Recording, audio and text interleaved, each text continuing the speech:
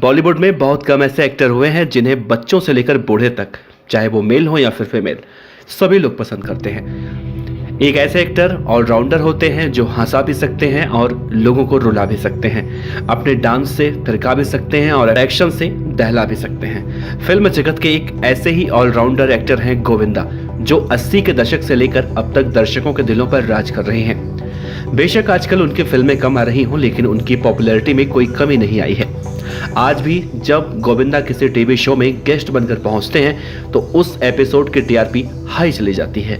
4 दशकों से दर्शकों के दिलों पर अपना जादू कायम करने वाले गोविंदा की लाइफ और करियर की जर्नी काफी स्ट्रगल भरी रही, जो कहीं ना कहीं हर किसी को इंस्पायर करती है।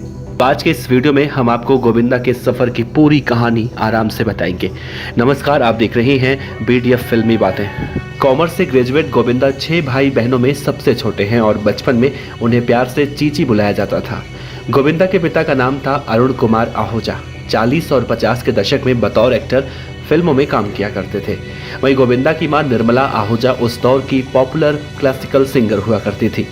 उन्होंने कुछ फिल्मों में सिंगिंग के साथ एक्टिंग भी की थी। हालांकि गोविंदा के पेरेंट्स फिल्मों में थे, इसीलिए गोविंदा को आसानी से फिल्में मिल गई। अगर आप ये सोच रहे हैं तो शायद आप गलत हैं। दरअसल 50 के दशक में गोविंदा के पिता ने एक फिल्म प्रोड्यूस की, जिसमें इतना घाटा हुआ कि उन्होंने फिल्मी दुनिया को अलविदा कह दिया। साथ ही मुंबई के एकदम आउटर इलाके में जाकर बस गए और एक गुमनाम जिंदगी जीने लगे। विरार नाम की उस जगह पे ही पले बढ़े गोविंदा जब बड़े हुए तो उनके पिता ने उन्हें फिल्मों में करियर बनाने की सलाह दी, जिसके बाद गोविंदा ने काफी स्ट्रगल किया और साल 1986 में आई फिल्म इल्जाम के साथ अपने करियर की शुरुआत की। गोविंदा का काम लोगों को इतना पसंद आया कि अपनी दूसरी फिल्म लब 86 की शूटिंग पूरी होने तक 40 और फिल्में साइन कर ली। तब से लेकर अब तक वो 175 से भी ज्यादा फिल्मों में काम कर चुके हैं। गोविंदा न सिर्फ एक नेचुरल एक्टर हैं, बल्कि एक बेहतरीन डांसर भी हैं और अपनी परफेक्ट कॉमिक टाइमिंग के लिए जाने जाते हैं। सीरियस, रोमांटिक, एक्शन और कॉमेडी हर तरह की फिल्मों में डिफरेंट रोल कर चुके गोविंदा ने अपने करियर में डबल रोल के अलावा फिल्म हद कर दी आपने में 6 रोल में भी दिखाई दिए हैं। कहा जाता है कि गोविंदा शूटिंग पे अक्सर बहुत देरी से पहुंचते थे और इसी वजह से उनके को एक्टर और डायरेक्टर प्रोड्यूसर उनसे परेशान हो जाते थे। हालांकि गोविंदा की एक खासियत ये भी थी कि वे सेट पर भले ही लेट पहुंचते थे, लेकिन अपने काम को बखूबी अंजाम पहुंचाते थे। गोविंदा के डेडिकेशन से जुड़ा एक किस्सा भी बड़ा पॉपुलर हुआ था। दरअसल खुददार की शूटिंग के दौरान गोविंदा की कार का भयंकर एक्सीडेंट हो गया। उन्हें काफी चोटें भी आई थी, लेकिन सिर पर गहरी चोट लगने और खून बहने के बावजूद उन्होंने शूटिंग रद्द नहीं की। हालांकि इस बात के बारे में जब फिल्म के क्रू को मालूम चला तो उन्होंने शूटिंग कैंसिल कर दी थी, लेकिन गोविंदा डॉक्टर को दिखाने के बाद आधी रात को ही सेट पर पहुंच गए और अपने सीन को पूरा किया। दोस्तों, पिछले कुछ सालों में गोविंदा की फिल्में बहुत कम आई हैं, जो कुछ खास कमाल नहीं कर पाई। जबकि एक दौर था गोविंदा बॉलीवुड के सबसे सफल स्टार थे। 90 में तो उनका जलवा देखते ही बनता था। आंखें, राजा बाबू, दूल्हे राजा, हीरो नंबर 1, कुली नंबर 1 जैसी दर्जनों ब्लॉकबस्टर फिल्में देने वाले गोविंदा के पास फिल्मों की लाइन लगी रहती थी। कामयाबी का दूसरा नाम कहे जाने वाले गोविंदा को उस दौरान कई ऐसी फिल्में ऑफर हुई जिन्हें उन्होंने रिजेक्ट कर दिया। बाद में वो फिल्में सुपरहिट साबित हुई। हॉलीवुड फिल्म अवतार समेत ऐसी कई फिल्में हैं जिनके ऑफर को गोविंदा ने मना कर दिया, जो बाद में ब्लॉकबस्टर साबित हुई। गोविंदा ने एक इंटरव्यू में कहा था कि चांदनी में ऋषि कपूर का रोल उन्हें ऑफर हुआ था, लेकिन फिल्म में वो कैरेक्टर काफी देर के लिए विकलांग दिखाया जाना था, इसलिए उन्होंने करने से इनकार कर दिया। इसके अलावा सुभाष घई की सुपरहिट फिल्म ताल में अनिल कपूर का रोल और संजय लीला भंसाली की फिल्म देवदास में चुन्नी बाबू का रोल भी पहले गोविंदा को ऑफर किया गया था। डायरेक्टर अनिल शर्मा ने भी अपनी फिल्म गदर की स्क्रिप्ट पहले गोविंदा को ही सुनाई थी, लेकिन गोविंदा ने उसे भी करने से मना कर दिया। दरअसल गोविंदा की इमेज उन दिनों रोमांटिक और कॉमेडी फिल्मों के लिए एकदम फिट बैठा करते थे, इसीलिए वो कोई रिस्क नहीं लेना चाहते थे। दोस्तों, एक समय था जब गोविंदा और डेविड धवन की जोड़ी ने कई सुपरहिट फिल्में दी थी, लेकिन दोनों के झगड़े के बाद डेविड धवन ने उस वक्त सलमान खान और संजय दत्त को फिल्में देनी शुरू कर दी और गोविंदा के करियर में गिरावट आने लग गई थी। अपनी कामयाबी के दौरान ही गोविंदा से एक ऐसी मिस्टेक भी हुई जिससे न सिर्फ उन्हें बदनामी मिली, बल्कि उनकी इमेज पर भी काफी बड़ा बैड इफेक्ट पड़ा। दरअसल फिल्म मनी है तो हनी है के सेट पर गोविंदा ने अपनी फिल्म की शूटिंग देखने आए एक दर्शक को चांटा मार दिया था। इस खबर को मीडिया ने जंगल में आग की तरह फैला दिया था। हर तरफ से गोविंदा को बुराई सुननी पड़ी।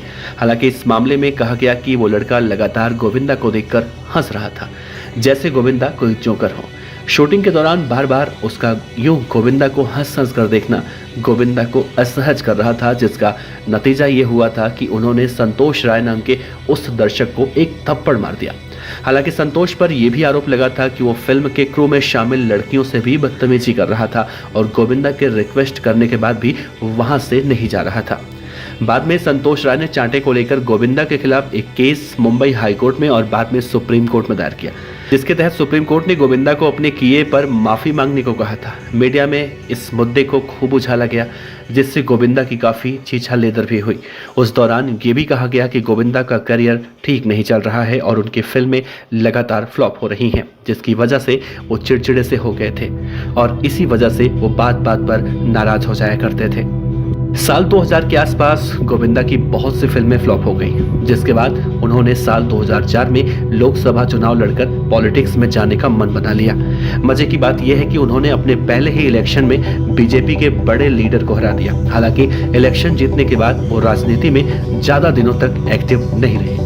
सांसद के तौर पर गोविंदा को काफी बदनामी झेलनी पड़ी थी।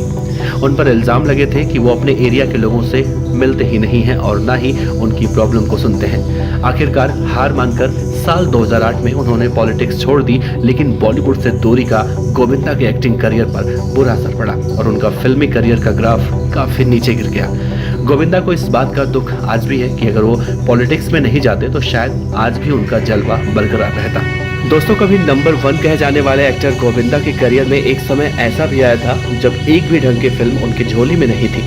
हालांकि साल 2017 के फिल्म आ गया हीरो से गोविंदा ने कमबैक करने की कोशिश की, लेकिन फिल्म पूरी तरह से फ्लॉप रही। इसके बाद गोविंदा ने सलमान खान के साथ फिल्म पार्टनर में काम किया, जो कि हिट साबित हुई। ये फिल्म गोविंदा के मूड की ही थी, जो उन्हें काफी सालों बाद मिली थी। हालांकि इसके बाद उन्हें कोई मन मुताबिक फिल्म नहीं मिल पाई। गोविंदा ने अपने एक इंटरव्यू में कई चौंकाने वाले खुलासे किए थे, जिसमें उन्होंने कहा था कि उनकी फिल्मों की रिलीज को लेकर उनके करियर को बर्बाद करने की कोशिश की गई। गोविंदा ने उस वक्त कहा था कि बॉलीवुड के नेपोटिज्म का शिकार वो भी हुए हैं और उन्हें फिल्में मिलनी बंद हो गई थी।